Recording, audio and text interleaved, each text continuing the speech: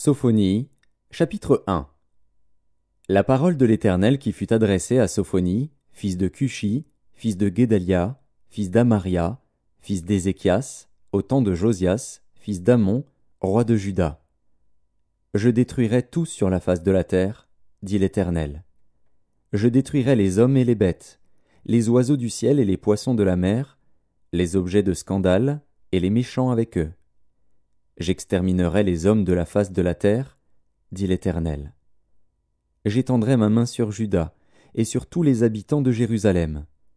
J'exterminerai de ce lieu les restes de Baal, le nom de ses ministres et les prêtres avec eux, ceux qui se prosternent sur les toits devant l'armée des cieux, ceux qui se prosternent en jurant par l'Éternel et en jurant par leur roi, ceux qui se sont détournés de l'Éternel, et ceux qui ne cherchent pas l'Éternel, qui ne le consultent pas.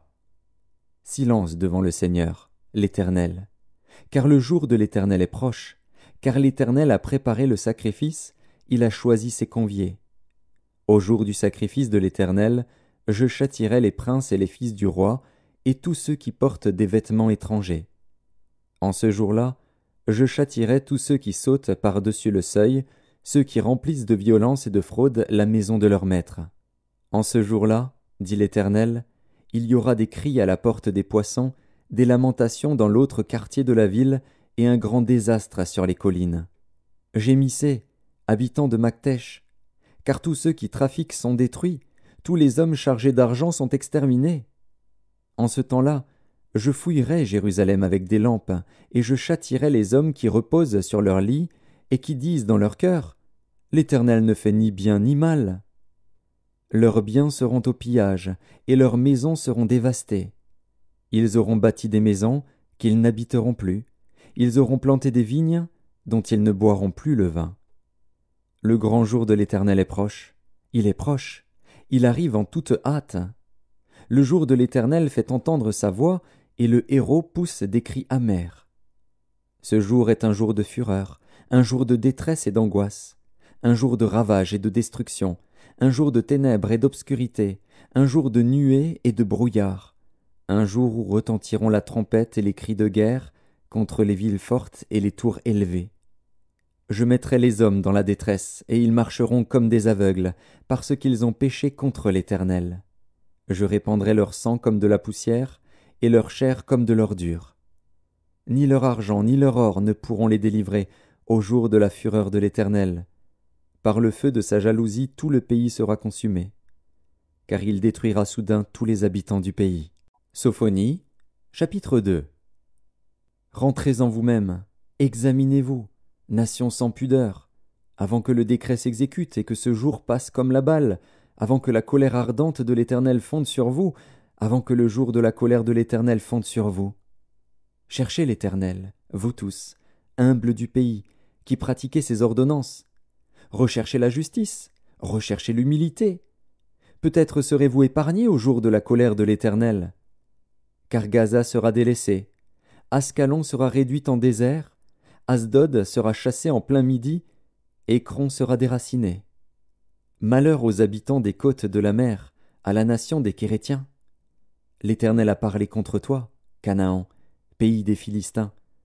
Je te détruirai, tu n'auras plus d'habitants. Les côtes de la mer seront des pâturages, des demeures pour les bergers, et des parcs pour les troupeaux. Ces côtes seront pour les restes de la maison de Juda. C'est là qu'ils paîtront. Ils reposeront le soir dans les maisons d'Ascalon. Car l'Éternel, leur Dieu, ne les oubliera pas, et il ramènera leurs captifs. J'ai entendu les injures de Moab et les outrages des enfants d'Ammon, quand ils insultaient mon peuple et s'élevaient avec arrogance contre ses frontières. C'est pourquoi je suis vivant, dit l'Éternel des armées, le Dieu d'Israël.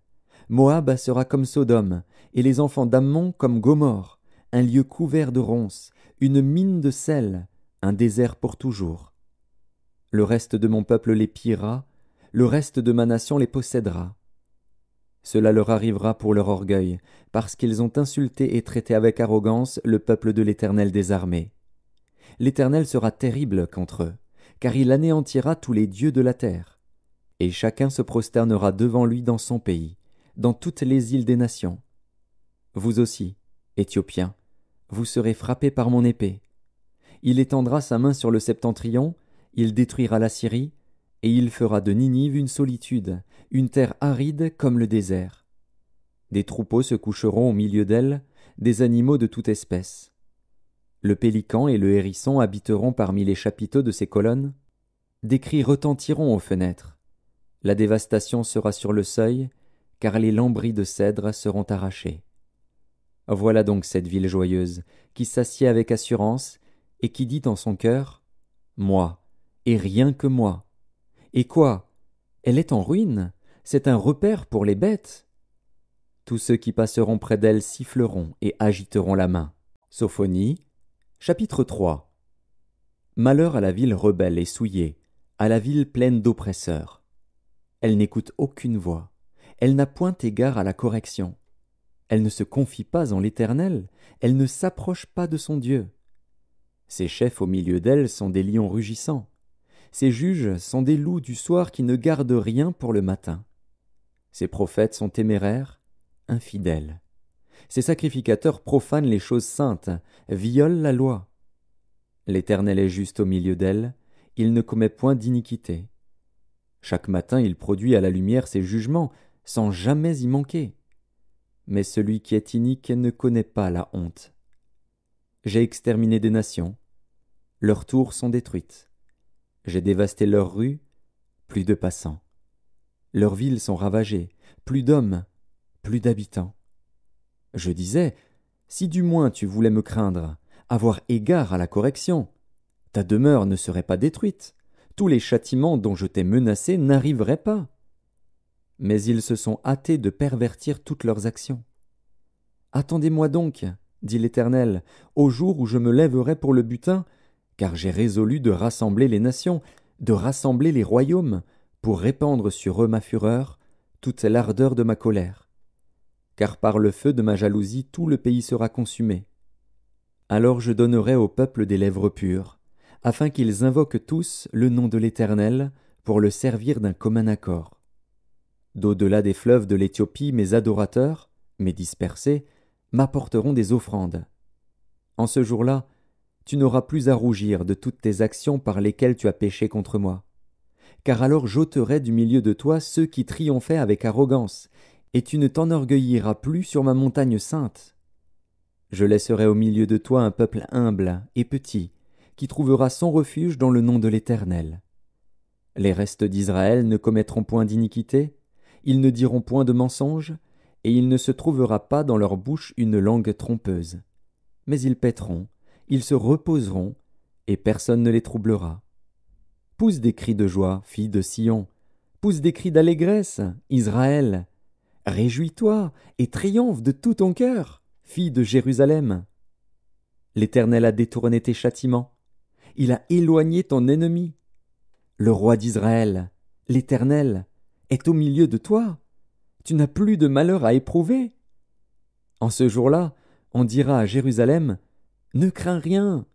Sion, que tes mains ne s'affaiblissent pas. » L'Éternel, ton Dieu, est au milieu de toi, comme un héros qui sauve. Il fera de toi sa plus grande joie. Il gardera le silence dans son amour. Il aura pour toi des transports d'allégresse. Je rassemblerai ceux qui sont dans la tristesse, loin des fêtes solennelles, ceux qui sont sortis de ton sein. L'opprobre pèse sur eux. Voici, en ce temps-là, j'agirai contre tous tes oppresseurs. Je délivrerai les boiteux et je recueillerai ceux qui ont été chassés.